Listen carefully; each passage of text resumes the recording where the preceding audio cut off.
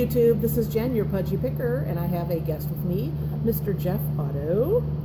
He is an auctioneer here at Dempsey Auctions, which is located, if you're in the area, we'd love to see you, is 1871 North Ridge Road in Paynesville, Ohio, 44077. Every week there's an auction here on Thursdays. Preview is from 5 to 6, and 6 o'clock is the auction.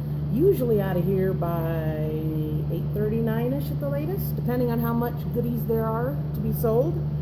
And talked to Jeff, wanted to get some opinions and get some information, pick your brain. And why don't we dive right in? Okay. So, Jeff, how long have you been an auctioneer? August of this year, it'll be 25 years. Wow. It's been a while. That's good. Mm-hmm. That's really neat. Well, what made you decide to become an auctioneer? Well, when I was a kid, my dad worked as a runner for the local legend auctioneer, Mr. Jim Case out of Ashtabula. He's passed away now. But he would take me with him on Saturdays, and my job was to actually take the buys out and purchase something and hand it to him. But most of the time I was just kind of sitting there watching the auctioneer and listening to him, kind of mesmerized, and thought one day I'm going to learn how he does that. So as I got older, I finally got it through my head one day that life was too short not to do what you want to do. Mm-hmm. Went to school and decided that's what I was going to do, and I did it. That's neat. That's really cool. I know years ago my dad had an inkling, wanted to become an auctioneer, and never pursued it. So it's a good thing, pursue something you like to do.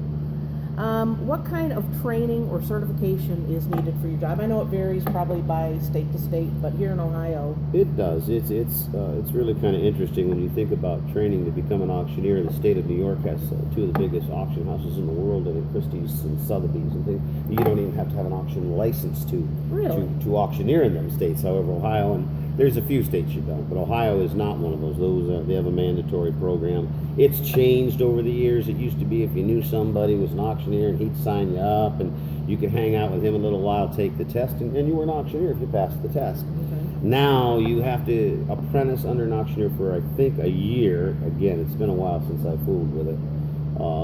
Every month for 1 year, at least once a month, you have to chant and or sell in front of a crowd and be monitored by this journeyman auctioneer, and he'll sign your paperwork. And at the end of that time, you go to school. I guess you could go before you did your apprenticeship, but either way, you've got to go to a school. And there's certain schools that are certified by the state, or recognized rather by the state, that are accepted as a good auctioneer school, and the state will let you use them. And there's certain ones that are not. So obviously, you want to check and make sure the school you're attending qualifies with the state. Yeah, that would be, and then you do your apprenticeship under somebody, and then you take the test. It's up to you then. That's neat.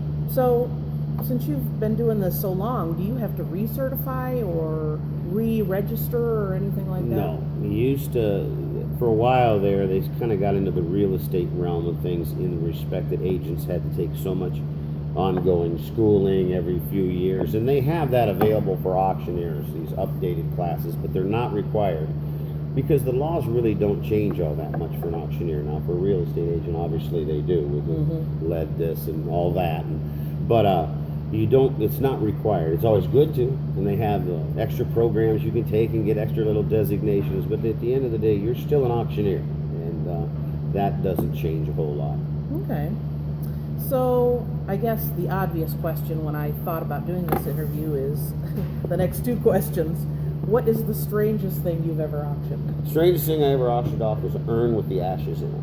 Really? It was the father's. He had passed away. The mother had passed away years before, and there was two daughters involved in the estate, and both of them wanted the urn with the ashes. And I guess, as they argued about it, and there's more arguments than not when you settle estates as an auctioneer.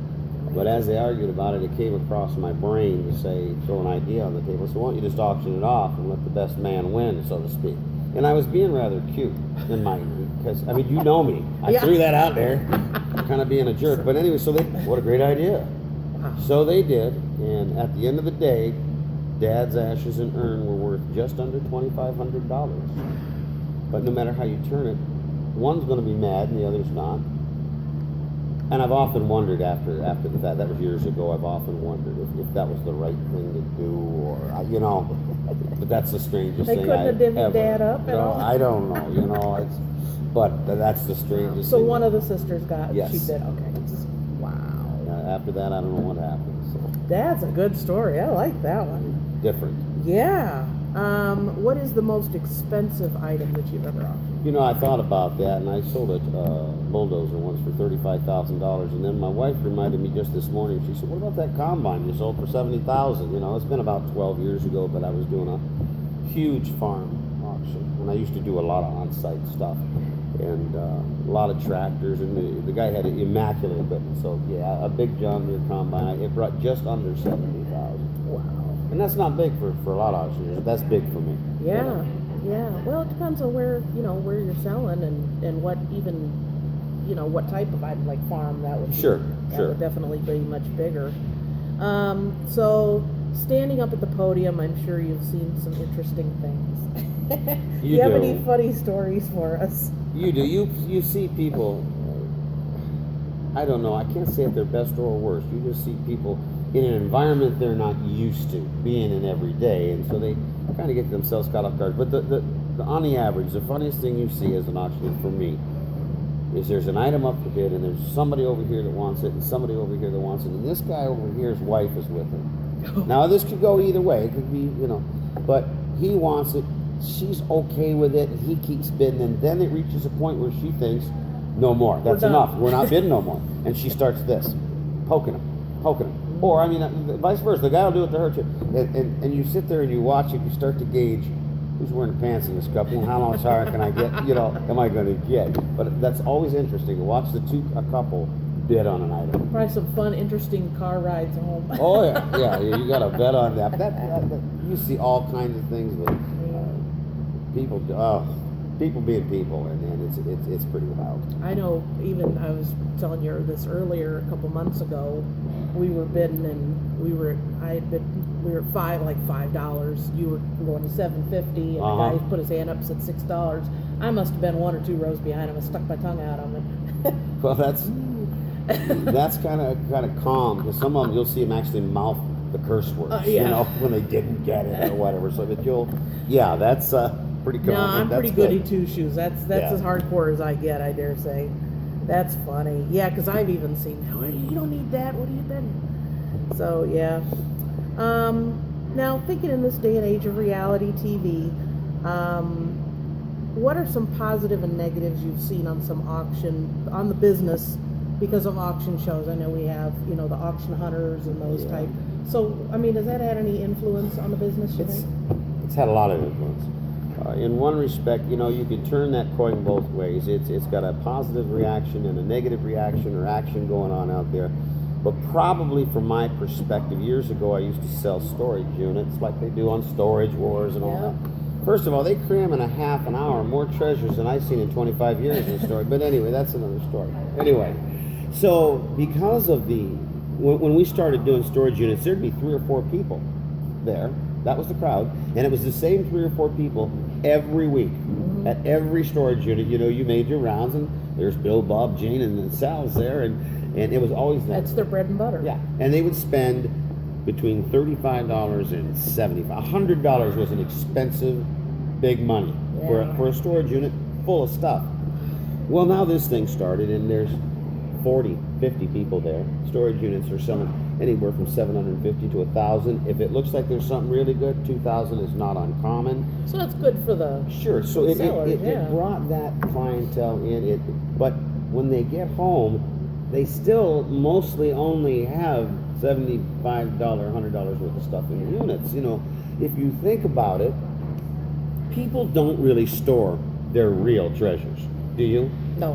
Times got tough, and you put your couch in there, and I couldn't afford, but you kind of held on to them real treasures. They ain't going in but jewelry, cash, and they don't take up a lot of room either. Right. It's not to say they're not there. Of course, there's occasions when you'll find an exception to the rule, but as far as a positive, those units are selling for hot money right now, and lots of people to sell them to.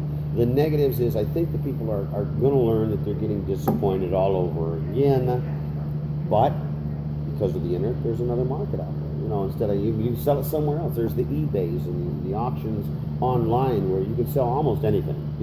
But anyway, You know, my take has always been on a lot of those shows is you can, even if you acquire a lot of items that can be worth money and you get them at a good price, you still have to have some kind of pipeline, or you have to have some kind of contacts.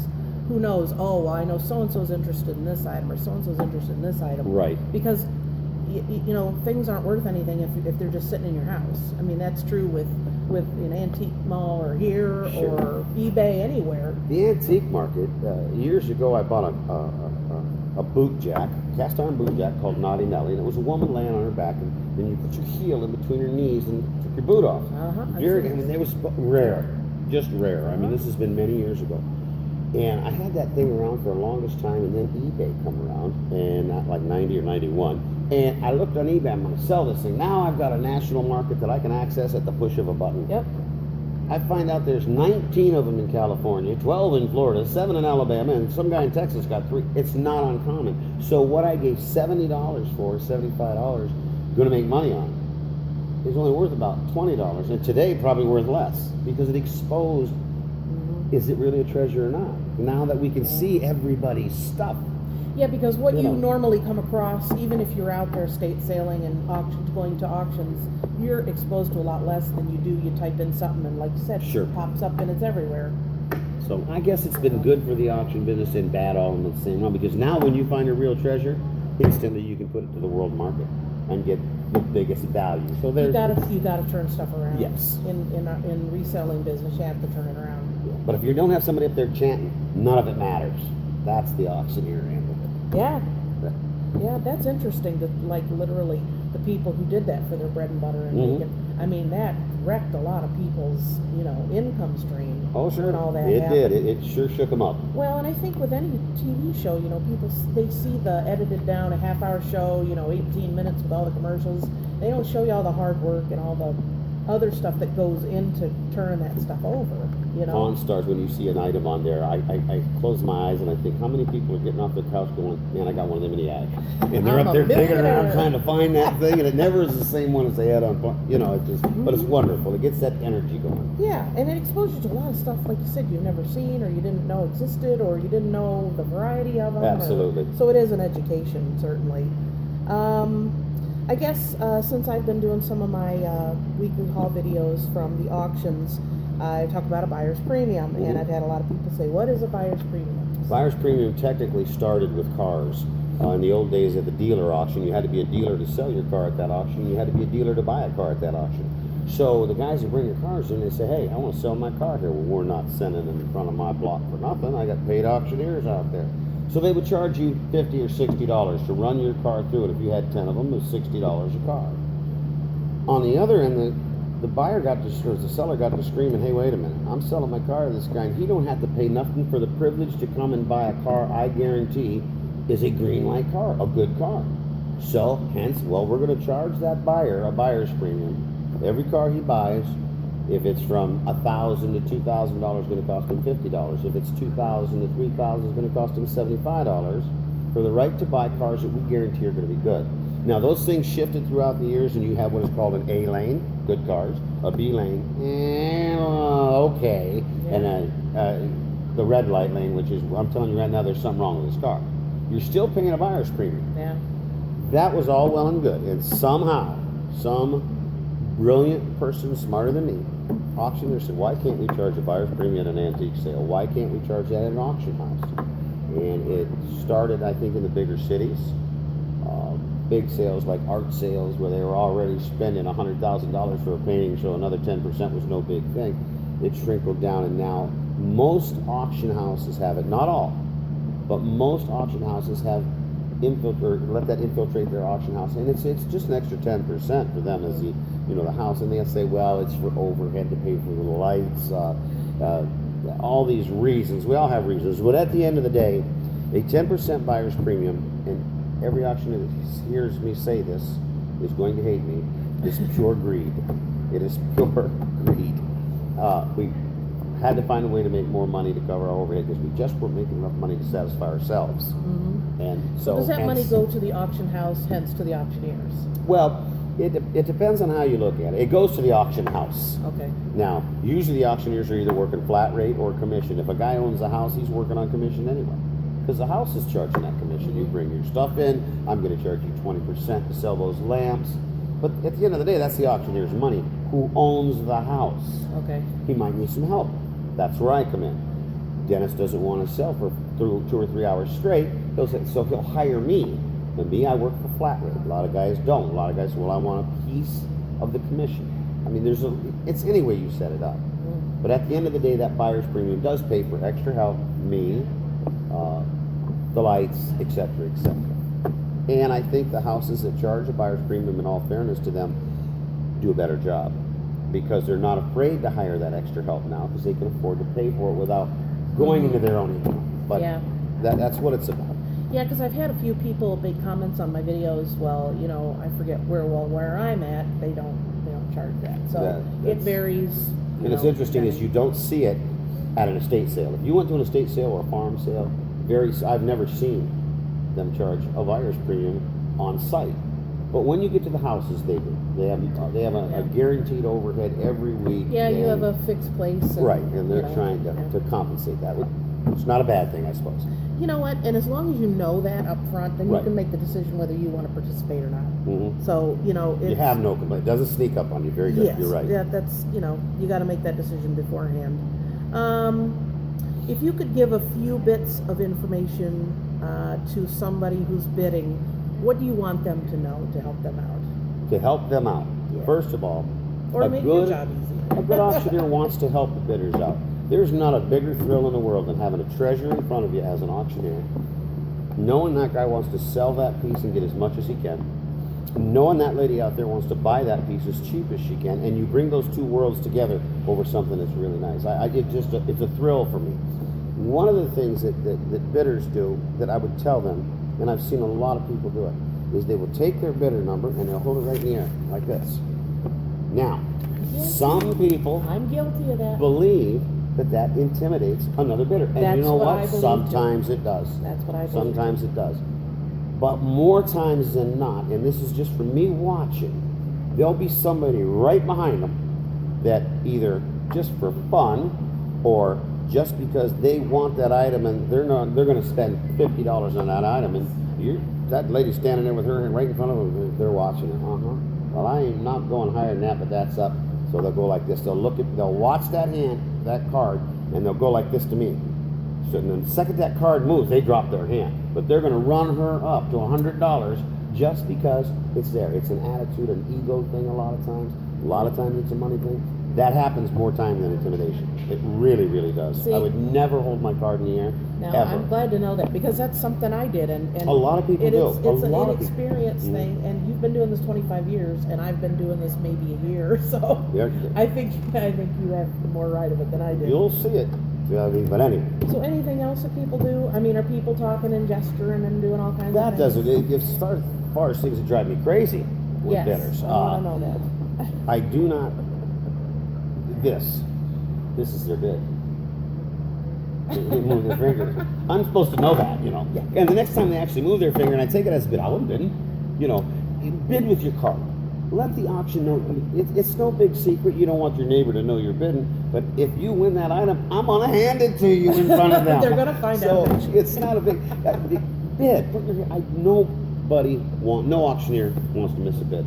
I was at the barbershop the other day. I heard a guy say, "You're Jeff Otto, the auctioneer. You know what? I was at one of your competitors' auctions, and he wouldn't take my bid." I said, "You know what? Before we go any farther, I'm going to tell you something right now. You are wrong. The only way that man wouldn't take your bid is two reasons. One, you did something to make him very angry, and he doesn't really want you at his auction.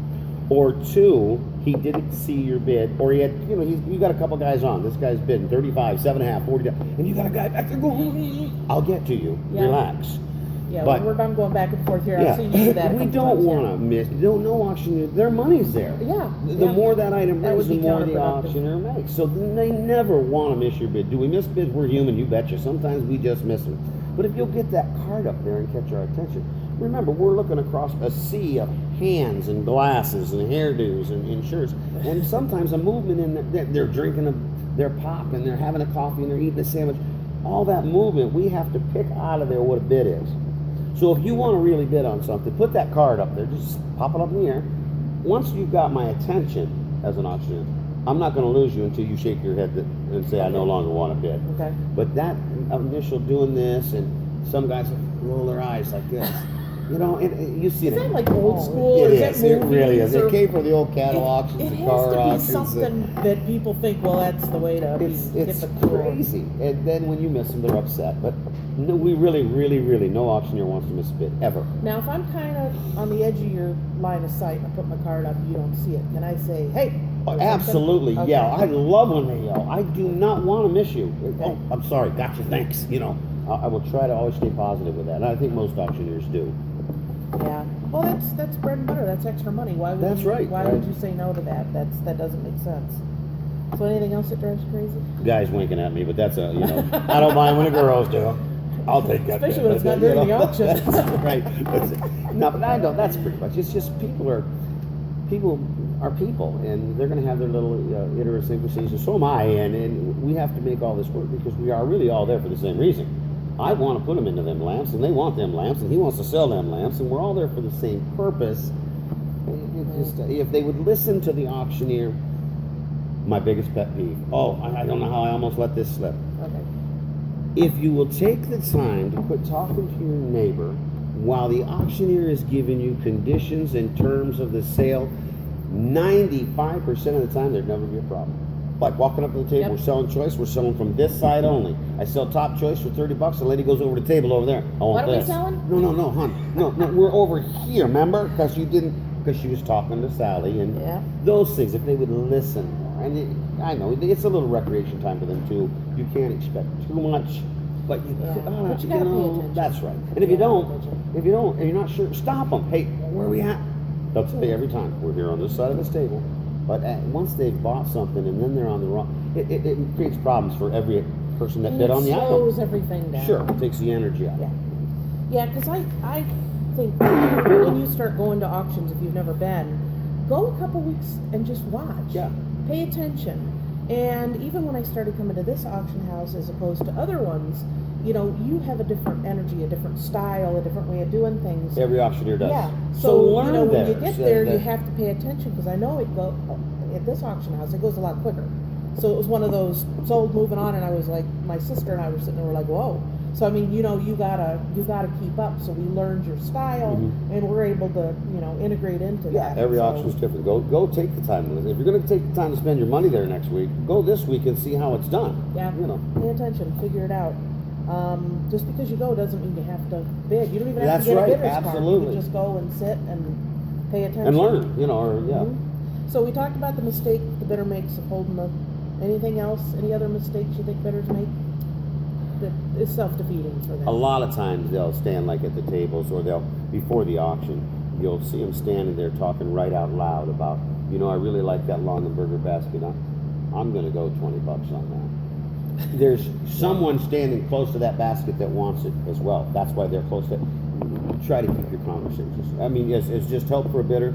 Keep your conversations as quiet as possible. So shut up. Because professionals, people that are coming to buy and making a living buying and selling, buying at auctions, selling on eBay, they're listening to everything around them. They want to know who's, you know, and if they say, okay, they're going to go 25, you bet you they are now. Whether they wanted it for 10 or whatever, you know, it's those little things. You don't have to be secretive, you know, don't announce it. But on the other hand, don't be afraid to ask people if you don't know. That auctioneer that apprenticed me years ago, he told me one time, he said, listen, you don't have to know everything as an auctioneer. Don't ever let anybody tell you that. The experts are right out there. You know how you know they're experts? Because they're the ones that are going to spend X amount of dollars here today. That makes them experts.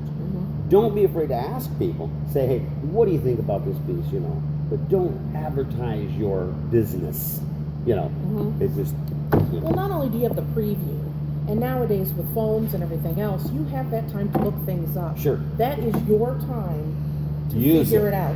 Do now, that. when you're up there bidding and there's somebody standing right in front of you looking at something on the table, that drives me nuts. Well, I can't see the bidders in the front row I mean, because it's somebody's like, standing there. You where know. were you in the preview hour, or even more, depending on where you go? You're right. It's like, You're you know, do what absolutely you right. got to do in your time, and also having auctionzip.com. I've told people about that before.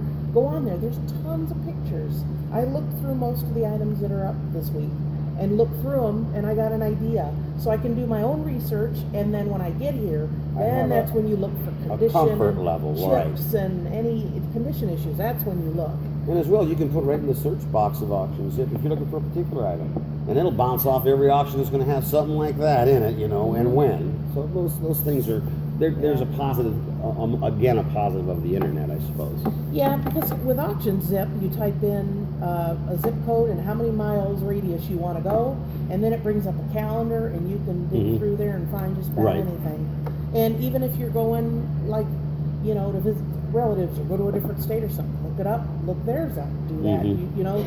There's always that way of finding them. So I guess we covered a lot of information. Is there anything else you wanted to add?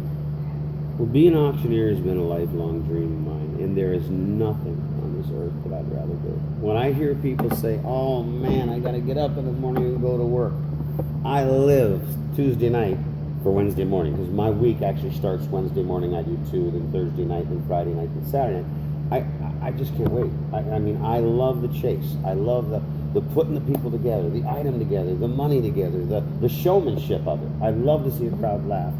I like to see how they react to different pieces of an old chest versus, whatever, an urn with Dad's ashes in it. The crowd lost their mind that we were doing it. The 2 girls were totally focused.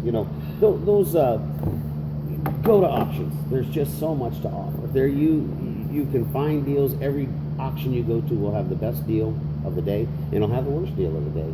And if you're looking for something, go to auctions, have fun, sit with your friends, laugh, point at stuff, look at stuff, enjoy it, because there's just no better way. It's to me, the second oldest profession on the earth. Is they cast lots for Christ's robe. People have been buying and bidding forever. It's a wonderful, wonderful thing. There's nothing I'd rather do. That's neat, go because out and a get lot in of there. people, like you said, don't like their job. I do resale, and I love it. It's fun. It's like you never know what you're going to see. It's exciting. You're ready to get out there and go. It's like Christmas. I haven't looked through all these boxes yet. I can't wait. I'm going to dig through a little bit, see what's treasure. Looking for that treasure, that elusive treasure that I hope I never find. Yep. And my dad always used to say, things are only worth what somebody's willing to pay for. That's right. And that's your business. So I guess that's all I have for right now. We're going to show some footage of tonight's auction and Jeff in action. So we'll do that next. Okay. I guess you put booze in it. It's kind of cool. $7.50. A $7 on $7.50. How many bottles on a couple sticks? $7, $77, $8, $8, $8, $9, $9, $10, $10, even $10, $11 on out. $12 on $12, $12 what? And $12, Jack Daniels, 12 bucks. I got 13, how 13 years at $14, $14, 15 bucks. $16, I was thinking, don't put wine in it. $16, yes. $15, number 55, $15, number 5, $15, $15, 17 half, 17 half, 17, $20, 22 and a half, 22, 50, 22 and a half, 22, 22, 50, 25, 22 and a half, 22, 50, 21, and there it is, another quarter, 25, 25, 25, 25, 25, done is 25, I have figured $22, half, 50 cents, number 17 and 40, 2 and a half, 22, 50, $20, and 22 and a half, $22, 50 cents, pretty fine, guys, that's a good old side. 22 and a half, any bottle, 22, 50, 50, 22 and a half, down quarter, 25, 7 and a half, 7 and a half, you said that before, didn't believe me, 27, 58, are you sure? Perfect, 25 on number 37, 25 on number 37. So guys, I hope you enjoyed this interview with auctioneer Jeff Otto. Please give me a thumbs up, leave a comment down below, subscribe if you haven't already, and remember to follow me on Twitter under The Pudgy Picker. And until next time, happy picking. Bye!